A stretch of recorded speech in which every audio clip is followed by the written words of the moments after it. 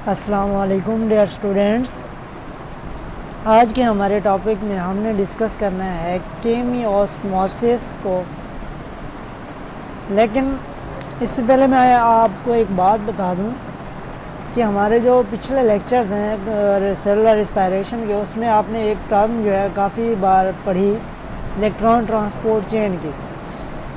तो इसलिए आज के लेक्चर में हम ये तीन टॉपिक जो है एक साथ पढ़ेंगे: chemiosmosis, electron transport chain and oxidative phosphorylation. हम ऐसा क्यों कह रहे हैं? क्योंकि ये तीनों टॉपिक जो हैं वो एक दूसरे से जुड़े हुए हैं, आपस में इंटरकनेक्टेड हैं। तो इसलिए आज हम इन तीनों टॉपिक्स को एक साथ जो है डिटेल में स्टडी करेंगे। तो अगर इन तीनों टॉपिक्स को अंडरस्टैंड करना है तो उससे पहले आपको एक और बात जो है अंडरस्टैंड करनी पड़ेगी, वो ये कि माइटोकॉन्ड्रियल जो मेम्ब्रेन्स हैं उनकी जो स्ट्रक्चर है, उसकी जो माइटोकॉन्ड्रिया की जो स्ट्रक्चर है उसको आपने अपने जहन में बिल्कुल जो है उसका इमेज आपके जहन में क्लियर होना चाहिए कि माइटोकॉन्ड्रियल जो मेम्ब्रेन्स हैं उनकी स्ट्रक्चर किस तरह से है। तो अगर हम माइटोकॉन्ड्रिया की बात करें तो माइटोकॉन्ड्रिया जो है डबल मेम्ब्रेनस ऑर्गेनेली है। एक होती है इसकी आउटर मेम्ब्रेन जो कि स्मूथ है। ये जो आउटर मेम्ब्रेन है ये क्या है? स्मूथ है।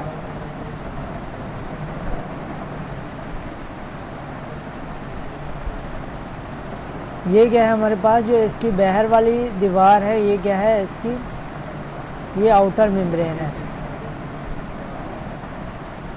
इसके बाद जो ये अंदर वाली फोल्डिंग की फॉर्म में प्रेजेंट है ये क्या है? माइटोकॉन्ड्रिया की इनर मेम्ब्रेन है। इनर मेम्ब्रेन क्या बनाती है? फोल्डिंग्स बनाती है। और बाहर की जो मेम्ब्रेन है ये क्या है? स्मूथ है। ये जो इनर मेम्ब्रेन है और ये जो आउटर मेम्ब्रेन है, इनर और आउटर मेम्ब्रेन के दरमियान ये जो स्पेस है, ये जो खाली जगह है, इसको हम क्या नाम देते हैं? Inter membrane space. Inter means membranes के दरमियान वाली जगह। ये बाहर वाली आउटर मेम्ब्रेन है और ये क्या है? इनर मेम्ब्रेन है। इन दोनों के दरमियान ये जो स्पेस है इसको हम क्या नाम देते हैं? Inter membrane space. और ये जो इनर मेम्ब्रेन है इसके अंदर भी एक स्पेस है, इसके अंदर भी फ्लूइड है जिसको हम क्या नाम देते हैं? मैट्रिक्स का, माइटोकॉन्ड्रियल मैट्रिक्स का। ये जो इनर मेम्ब्रेन के अंदर वाली जो स्पेस है इसको क्या नाम देते हैं? मैट्रिक्स। दो मेम्ब्रेन्स के दरमियान वाली जगह को हमने नाम दिया था इंटर मेम्ब्रेन स्पेस का। और ये जो इनर मेम्ब्रेन है उसके अंदर जो उसके इंटरनल साइड पे जो माइटोकॉन्ड्रिया की जो स्पेस है उसको क्या नाम देते हैं? माइटोकॉन्ड्रियल मैट्रिक्स का नाम दे देते हैं। अच्छा, ये जो इनर मेम्ब्रेन है ये खुद जो है एक डबल लेयर्ड मेम्ब्रेन है। मीन्स जैसे सेल मेम्ब्रेन होती है, सेल मेम्ब्रेन हमारे पास क्या है? डबल लेयर्ड है। तो इसी तरह ये भी डबल लेयर्ड है। अगर हम यहाँ से ये जो एक इनर मेम्ब्रेन का एक पोर्शन अगर हम यहाँ से उठाएं, इनर मेम्ब्रेन का अगर एक पोर्शन, ये वाला जो पोर्शन है इसको अगर हम यहाँ पे ले आएँ तो इसकी स्ट्रक्चर कुछ इस तरह से है। ये इसकी एक लेयर है, ये इसकी दूसरी लेयर है। और ये जो दिखाया गया है ये क्या है? लिपिड मॉलिक्यूल्स हैं। लिपिड मॉलिक्यूल्स ये उसकी टेल्स हैं। लिपिड मॉलिक्यूल्स ये उसकी टेल है। ये हेड है और ये टेल है। ये एक मेम्ब्रेन की एक शेप दिखाई गया। अगर इसको ऐसे देखें तो ये मेम्ब्रेन ऐसे होती है, डबल लेयर्ड ऐसे होती है। इसकी एक लेयर ये होती है, एक लेयर ये होती है। अब यहाँ पे एक बात, ये जो है ये क्या है? इंटर मेम्ब्रेनल स्पेस है। ये वाला जो इलाका है इंटर मेम्ब्रेनल स्पेस। और ये वाली जो जगह है, ये वाली जगह, ये क्या है? ये मेम्ब्रेन के अंदर वाली जगह है। ये मैट्रिक्स नहीं है। बहुत स्टूडेंट्स कंफ्यूज हो जाते हैं कि ये वाली जो जगह है ये मैट्रिक्स है या ये वाली जो जगह है ये इंटर मेम्ब्रेन स्पेस है। तो ये वाली जगह जो है ये मेम्ब्रेन है, ये खुद एक मेम्ब्रेन है। ये जो इंटर मेम्ब्रेन है, इनर मेम्ब्रेन है, ये उसको दिखाया गया है। ये फिलहाल यहाँ पे खाली दिखाया गया, लेकिन ये क्या है? ये बेसिकली ये इनर मेम्ब्रेन है। अब इनर मेम्ब्रेन ये वाली जो साइड थी ये क्या थी, स्पेस थी, और ये वाली जो साइड है इसकी अंदर वाली साइड ये क्या है, ये मैट्रिक्स है यहाँ पे। तो मैट्रिक्स ये नहीं है, मैट्रिक्स ये है, ये इनर मेम्ब्रेन है, ये स्पेस है, और यहाँ पे ये जो है ये मैट्रिक्स है। अच्छा, इसको हम यहाँ से रेज कर देते हैं, यहाँ से इसको रेज कर देते हैं। तो ये स्पेस थी, इंटर मेम्ब्रेन स्पेस, ये मेम्ब्रेन है, और ये क्या है, मैट्रिक्स है। अब अगर इसी मेम्ब्रेन को हम थोड़ा सा बड़े एंगल पे देखें, थोड़ा सा लार्जर एंगल पे देखें, तो कुछ इस तरह से है। मेम्ब्रेन के अंदर क्या पड़े हुए हैं, कॉम्प्लेक्सेस पड़े हुए हैं।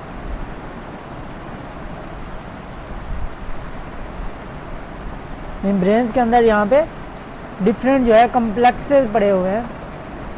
ये जो पहला कॉम्प्लेक्स है इसको हम कॉम्प्लेक्स 1 का नाम देते हैं।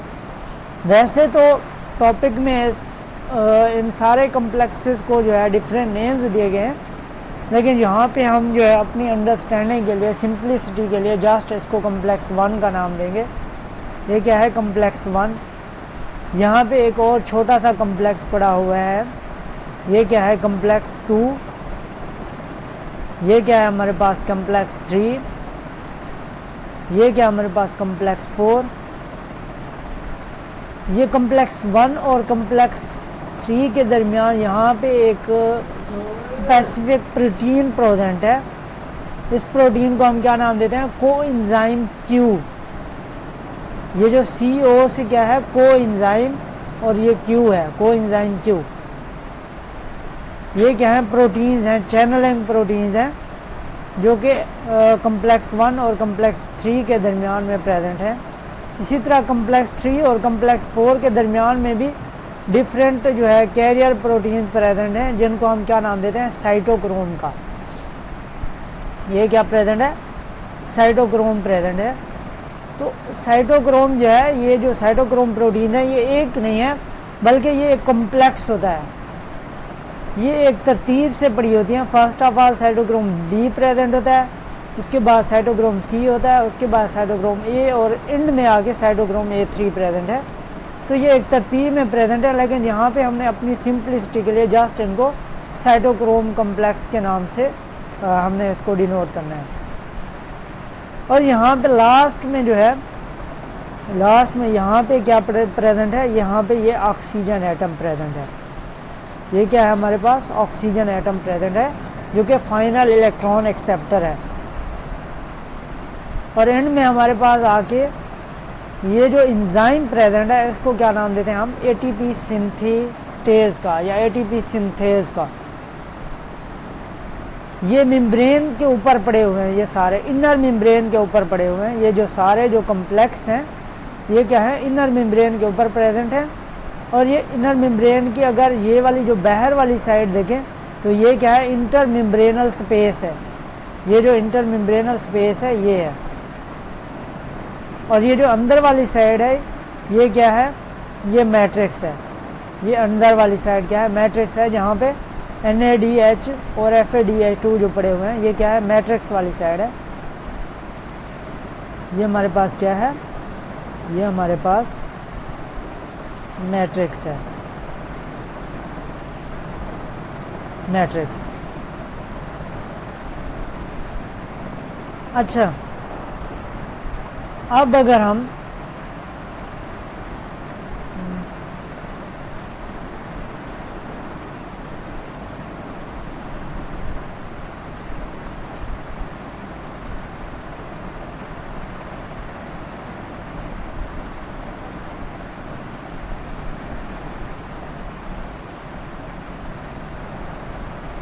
आ जाते हैं अपने टॉपिक पे।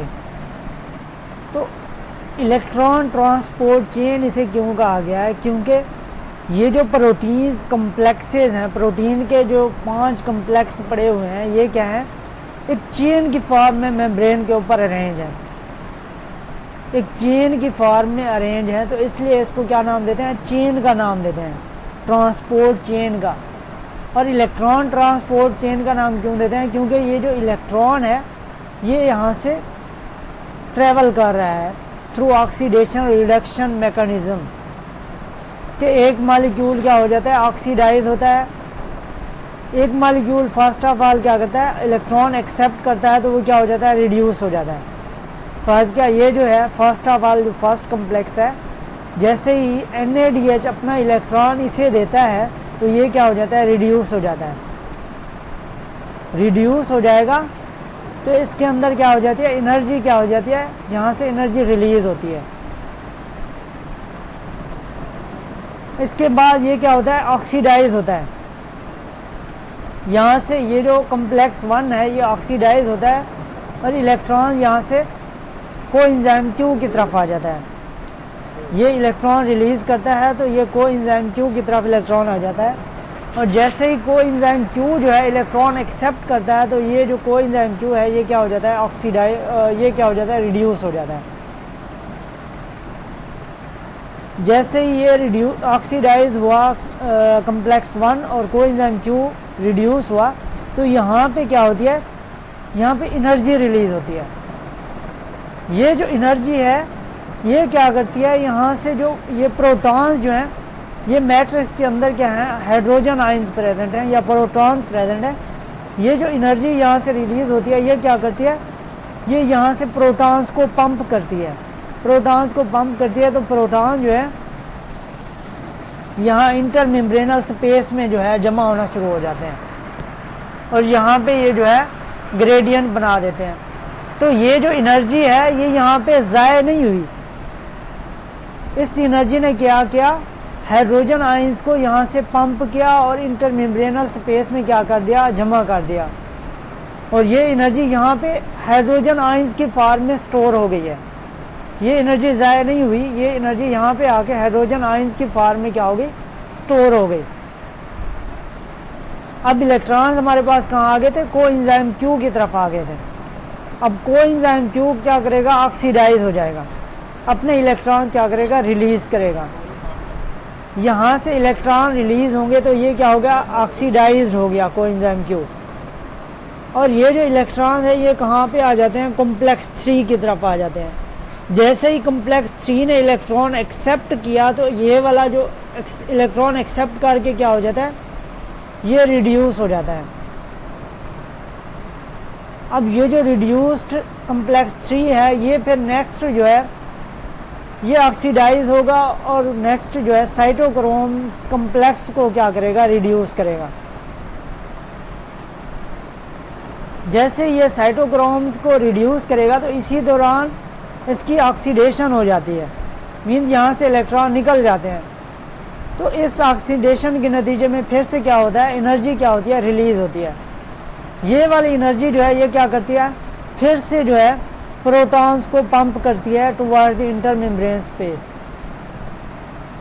तो यहाँ से एनर्जी रिलीज हुई थी और पंप किया था प्रोटॉन्स को इंटरमेम्ब्रेन स्पेस की तरफ। इसी तरह जब कोएंजाइम Q से एनर्जी यहाँ पे आती है तो जब कॉम्प्लेक्स 3 जो है ये ऑक्सीडाइज होता है तो ये भी एनर्जी रिलीज करता है और ये वाली एनर्जी क्या करती है, प्रोटॉन्स को पंप करती है। अब साइटोक्रोम्स तरतीब के साथ ऑक्सीडाइज और रिड्यूस होते जाते हैं। First of all cytochrome B reduce होता है, फिर साइटोक्रोम C जो है रिड्यूस होता है, फिर साइटोक्रोम A, अल्टीमेटली जो है कॉम्प्लेक्स 4 जो है इसके साथ पड़ा होता है साइटोक्रोम A3 जो है, या इसी को बाद होगा साइटो कॉम्प्लेक्स 4 को हम क्या नाम देते हैं, A3 का नाम देते थे। जब A3 रिड्यूस होता है, यहाँ पे इलेक्ट्रॉन एक्सेप्ट करता है, तो उसके बाद यहाँ पे क्या होता है, A3 फिर क्या करता है, अल्टीमेटली अपने इलेक्ट्रॉन क्या करता है, रिलीज करता है। A3 जो है अपने इलेक्ट्रॉन जो है रिलीज करता है और ऑक्सीडाइज होता है। जैसे ये इलेक्ट्रॉन रिलीज करता है और ऑक्सीडाइज होता है तो यहाँ से क्या होती है, एनर्जी रिलीज होती है। ये एनर्जी क्या करती है, यहाँ जो हाइड्रोजन आयंस प्रेजेंट है इनको पंप करवा देती है टुवर्ड द इंटरमेम्ब्रेनल स्पेस। तो और फाइनली जो इलेक्ट्रॉन्स हैं वो कहाँ पे आ जाते हैं, वो ऑक्सीजन की तरफ आ जाते हैं, जो कि फाइनल इलेक्ट्रॉन एक्सेप्टर है। फाइनल क्यों कहते हैं? क्योंकि अब ये जो ऑक्सीजन है, अब ये मज़ीद ऑक्सीडाइज नहीं होता, ये रिड्यूस फॉर्म में होता है। यहाँ पे ऑक्सीजन ने फाइनली इलेक्ट्रॉन को एक्सेप्ट किया, और यहाँ पे जो मैट्रिक्स के अंदर हाइड्रोजन आयन्स प्रेजेंट थे, ये आपस में मिलेंगे और यहाँ पे वाटर मॉलिक्यूल बना देंगे। यहाँ पे एक बात याद रखें, ये जो वाटर जो है फॉर्मेशन है हो रही है, ये पीने वाला पानी नहीं है, ये क्या है? मेटाबॉलिक वाटर है, मेटाबॉलिज्म का वाटर है, ये ड्रिंकिंग वाटर नहीं है, ये मेटाबॉलिक वाटर है। तो अगर NADH के लिहाज से बात करें तो NADH ने 3 दफ़ा जो है प्रोटॉन्स को पंप करवाया। मींस एक यहाँ से प्रोटॉन पंप हुए फर्स्ट कम्प्लेक्स और कोएंजाइम Q के दरमियान, दूसरा कम्प्लेक्स 3 और साइटोक्रोम के दरमियान जब ऑक्सीडेशन रिडक्शन हुई तो यहाँ पे प्रोटॉन पंपिंग हुई, तीसरा जब A3 और ऑक्सीजन के दरमियान ऑक्सीडेशन रिडक्शन हुई तो यहाँ पे पंपिंग हुई। मीन्स 3 जगह पे जो है प्रोटॉन पंप जो है वो काम कर रहे हैं। तो इसलिए NADH जो है ये as a result 3 ATP produce करवाता है। यहाँ पे हमने एक और जो है चीज़ मिस कर दी, वो कम्प्लेक्स 2 है। ये कम्प्लेक्स 2 बेचारा हमसे मिस हो गया था। तो इसका काम क्या है? इसका काम ये है कि ये जो FADH2 है हमारे पास, NADH और FADH2 हमारे पास क्या बने थे? क्रेब्स साइकिल के दौरान बने थे during the break down of glucose. ये 2 प्रोडक्ट्स हमारे पास बने थे, NADH और FADH2। तो NADH ने हमारे पास क्या बना दिया? 3 ATP प्रोड्यूस करवा दिया, जबकि FADH2 जो है हमारे पास 2 ATP प्रोड्यूस करवाता है। क्योंकि यहाँ से FADH2 जो है अपने इलेक्ट्रॉन किसे देता है? कम्प्लेक्स 2 को। कम्प्लेक्स 2 में कोई जो है पंपिंग नहीं होती प्रोटॉन की। कम्प्लेक्स 2 अपने इलेक्ट्रॉन, कम्प्लेक्स 2 जो है ऑक्सीडाइज होता है और अपने इलेक्ट्रॉन्स कहाँ पे दे देता है? कोएंजाइम Q को। और ये जो इलेक्ट्रॉन है FADH2 वाले इलेक्ट्रॉन, ये कोएंजाइम Q से साइकिल में इंटर हो जाते हैं। ये जो साइकिल है, यह जो चेन है, यहाँ से इस चेन के अंदर इंटर हो जाते हैं और आगे जो है 2 पंप्स हैं। तो इसलिए FADH2 जो है ये 2 ATP बनाता है और NADPH2 के रास्ते में 3 पंप्स आते हैं, तो ये क्या बनाता है? 3 ATP बनाता है। ये ATP कैसे बनते हैं? हमारी चेन के लास्ट में एक एंजाइम प्रेजेंट है, स्पेसिफिक एंजाइम, इसको हम क्या नाम देते हैं? ATP synthase. ATP सिंथेज क्या करता है कि एनर्जी को कैप्चर करता है। ये जो प्रोटॉन्स हैं इंटरमेम्ब्रेन स्पेस के अंदर आए थे, ये क्या करते हैं? एक प्रोटॉन ग्रेडियंट बना देते हैं। यहाँ पे जो प्रोटॉन की कंसंट्रेशन है वो ज़्यादा हो जाती है एज कम्पेयर टू मैट्रिक्स। तो यहाँ से जो प्रोटॉन है वो क्या करते हैं? डिफ्यूज़ करते हैं। ये प्रोटॉन इस एंजाइम के थ्रू डिफ्यूज़ करते हैं और मैट्रिक्स के अंदर आ जाते हैं। तो जैसे ये प्रोटॉन डिफ्यूज़ होते हैं इस एंजाइम के थ्रू, तो ये वाला जो एंजाइम है ये क्या करता है? ADP के साथ फास्फेट को अटैच करता है। ये जो प्रोटॉन थे ये हाई एनर्जी प्रोटॉन थे, एनर्जी रिच प्रोटॉन थे। तो जैसे ये यहाँ से डिफ्यूज़ होते हैं तो यहाँ से ये क्या करता है? एनर्जी रिलीज़ करते हैं। ये जो एंजाइम है ये क्या करता है? इन प्रोटॉन की एनर्जी को यूटिलाइज करता है for the formation of ATP। कि ये क्या करता है? फास्फोराइलेशन करवाता है। ये जो ATP सिंथेज है ये क्या करता है? फास्फोराइलेशन करवाता है, ATP की सिंथेसिस करवाता है। तो अब हमने बात कर ली कि कीमियोस्मोसिस की बात करें तो कीमियोस्मोसिस क्या है? कि ATP सिंथेसिस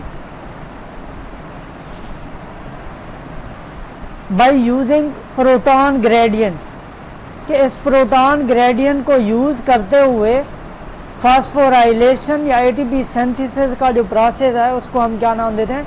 कीमियोस्मोसिस का नाम देते हैं। कि by using the proton gradient, synthesis of ATP by using proton gradient across the intermembranal space, या movement of protons from the intermembranal space to matrix causes ATP synthesis through the ATP synthase enzyme। तो ये है कीमियोस्मोसिस का process.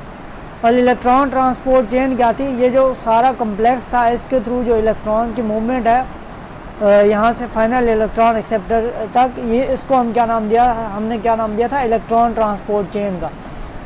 तो अब ये दोनों जो है कपल्ड, अब जो दोनों को जब कपल करते हैं कीमियोस्मोसिस और इलेक्ट्रॉन ट्रांसपोर्ट चेन को, तो इसको हम नाम देते हैं ऑक्सीडेटिव फास्फोराइलेशन का। एक हमारे पास होती है फास्फोराइलेशन, क्या है, एटीपी सिंथेसिस को हम क्या नाम देते हैं, फास्फोराइलेशन का नाम दे देते हैं। एक हमारे पास होती है सबस्ट्रेट फास्फोराइलेशन, कि ड्यूरिंग ग्लाइकोलाइसिस जब ग्लूकोज की ब्रेकडाउन हो रही थी तो वहाँ पे एक डायरेक्ट जो एटीपी प्रोड्यूस हो रहे थे उसको हम नाम देते हैं सबस्ट्रेट लेवल फास्फोराइलेशन का।